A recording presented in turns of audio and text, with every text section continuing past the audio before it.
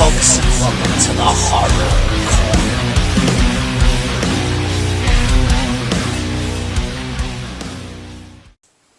Well, I'm sorry. I guess I'm just not used to getting chased around the mall by killer robots. Good evening, folks, and welcome to the Horror Corner. I'm your host, Sean Patrick Gershon. This week we're doing another movie review. This is Chopping Mall. Released in 1986, directed by Jim Wynorski, produced by Julie Corman, who is, of course, Roger Corman's wife. And this definitely does feel like a Roger Corman production. Although I must say the special effects in this film hold up pretty well. I mean, the robots are fully functioning robots that I could see actually used out in society. With that being said, there's plenty of cheese, sleaze, and good times to be had in this film. It's just a blast from start to finish. Another thing I wanted to point out is this isn't the only killer robot slasher film released in 1986. Although for some reason, Chopping Mall seems to get a little more love, you know. Probably because it's just so much fun. The film stars Kelly Maroney in the role of Allison Parks. And you might know her from Night of the Comet. And in this film, her character is almost like the opposite of what she was in Night of the Comet.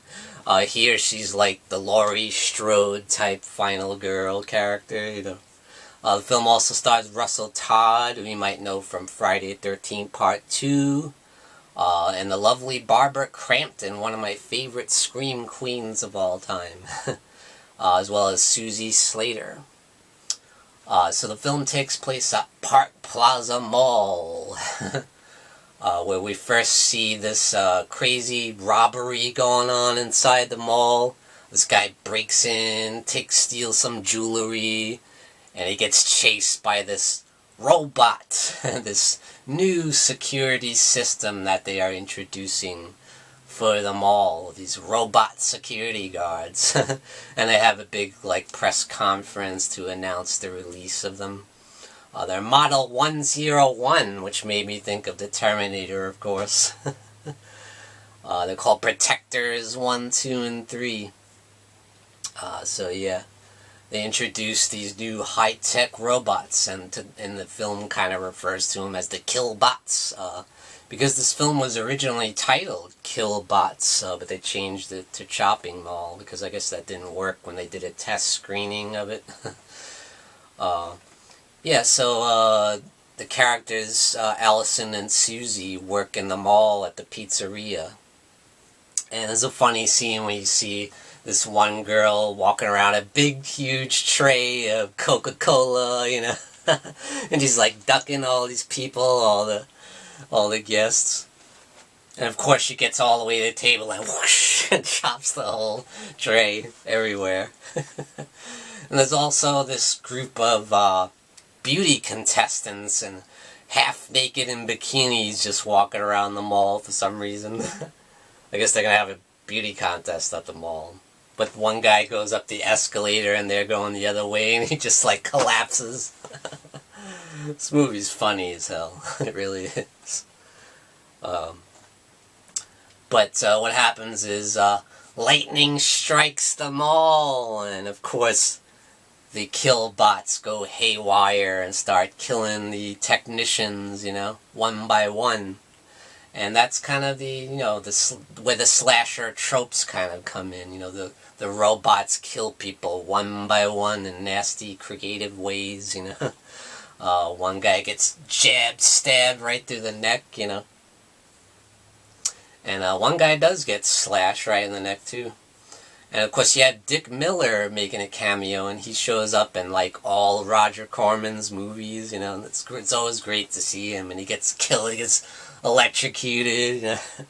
It's such a fun time. So Allison and Susie and Leslie all decide to get their boyfriends together and meet up one night at the mall after hours, of course, when they're not supposed to be, and of course they want to drink, party, have sex, do drugs, all that fun stuff. And of course, things go hellishly wrong. Yes, plenty of nudity, plenty of language, plenty of all the great things we love an 80s slasher for.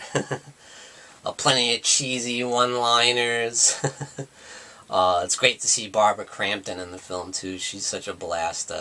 Her character just kind of loses it, like, halfway through the film. Like, she just gets so scared and terrified that she can't handle it. And, of course, she gets roasted. She gets burned to a crisp in the movie. One of the best decapitation scenes in horror movie history, probably, when the Killbot shoots the laser beam right at this girl's head and her head just explodes. You know, amazing. Yes, it does have some cool practical effects in there too. Yeah. I have to say I love the score too by Chuck Serino. It's just so perfect for 1980s like slasher film. It's got that robotic style, you know, that was going on in 80s pop all over the place, of course. So it's just perfect for this movie. I love it. I gotta get that on my iTunes, I think. I need to listen to that song. It's just great. So yeah, this movie's just a great time, you know. Don't expect an Oscar-winning movie, you know, with great acting and top-of-the-line special effects. It's really just kind of a campy, cheesy 80s slasher, but around Halloween time, it's just a perfect thing to watch, you know, just to have fun. Hanging out with your wife, you know, curl up on the couch with your popcorn and your candy and just have a great time, because that's what this film is, just a great time. And I've said it before, I can only handle a certain amount of cheese in a film, and this just hits the right notes, you know. It never goes too far where, you know, it's not horror anymore, where it's just straight up comedy, you know. The horror is there, you know, the Killbots are there, they're real, they're a real threat. So that's just what makes this film so fun. The chase scenes, you know, they're up in the corridor, going through the air conditioning vents, you know. And there's also some Dawn of the Dead vibes in there, you know, where it takes place in the mall setting, you know. I get a lot of, you know, Dawn of the Dead type feels in there, you know, where they break into the store and, you know, they're getting their guns and ammo ready to take on the robots. Yeah, it gives me a lot of Dawn of the Dead type vibes. But anyway, definitely highly recommend Chopping Mall. I give it one devil horn up, and thank you for joining me, Sean Patrick Urshan, in the Horror Corner. Tune in and stay scared.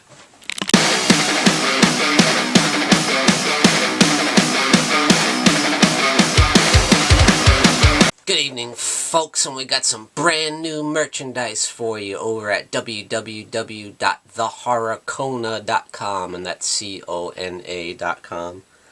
Representing the Horror Corner. Great new design. We got the Morbid Hour live stream there, you got the Horror Hangout live stream there, and you got my nemesis, the Dark Fate. So grab your t-shirt over at www.thehorrorcona.com. And we also got this beautiful new mug. Look at that. Very, very cool. Thought that came out really nice. So grab your merchandise today over at www.thehorrorcona.com. Folks, don't forget to grab your Sean Patrick Urshan gear and represent the Horror Corner. Also, check out these awesome mugs we have. Perfect for your coffee.